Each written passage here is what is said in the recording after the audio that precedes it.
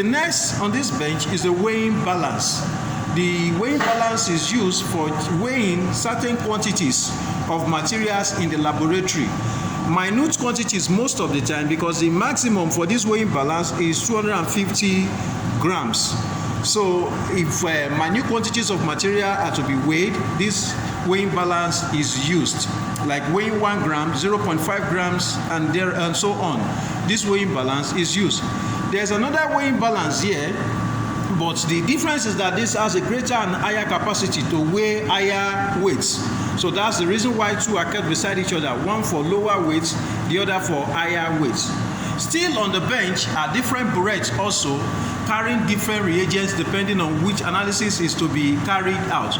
Like the one I'm having here is for sodium hydroxide, and here is for prepared amine, that is the amine prepared in the laboratory, not the standard like I earlier mentioned.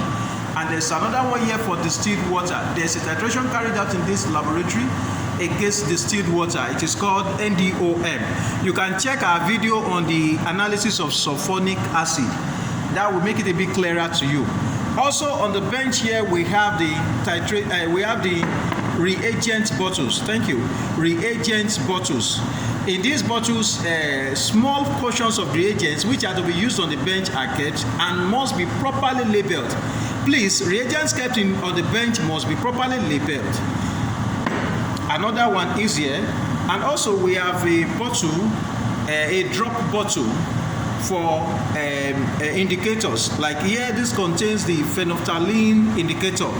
We also have a video on indicators and simple tests in the laboratory. Please, you can help us check the video too. We have, this is called a measuring cylinder. This is an 100 ml measuring cylinder. A measuring cylinder. Look at it. It is used to measure certain volumes, small volumes of materials. Like this can measure up to 100 ml, from 0 to 100 ml. Now, this is a tap. In every laboratory, there must be a space for tap and running water, and that is present here in this laboratory. And this one you're having here is a distilled water dispenser.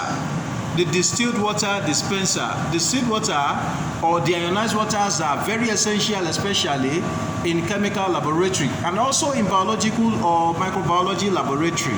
But here, this is a distilled water for analysis. Also, as I move through the bench, I've just cited a wash bottle. The wash bottle is for transferring water in a controlled manner. Like this is used for water. It could also contain some other liquids, but the particular one I'm holding contains distilled water. And with this, I can transfer some distilled water even into a measuring cylinder or into any other container in a controlled manner. Can you see it dispensing water in a controlled manner? Here is another beaker, a bigger beaker that, like this is 1000 ml, that is 1 liter beaker. A bigger beaker is here, and this is a funnel for accurate and proper transfer of material from one container to the other. This is a funnel. And here we have a volumetry flask. Like this one here is 500 ml volumetry flask. They come in different sizes.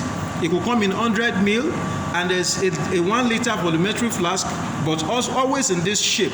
There's also a 5 liter volumetry flask, also in this shape. That is 5,000 ml, also in this shape. Look at it. This is a volumetry flask. Let me put it down and you check it well. A volumetry flask. This is a funnel placed on a volumetric flask, and beside it is a beaker. Beakers could also come in plastics also. Like this is a plastic beaker, 250 ml beaker, but plastic. They can be also bigger beakers, but also plastic. Also here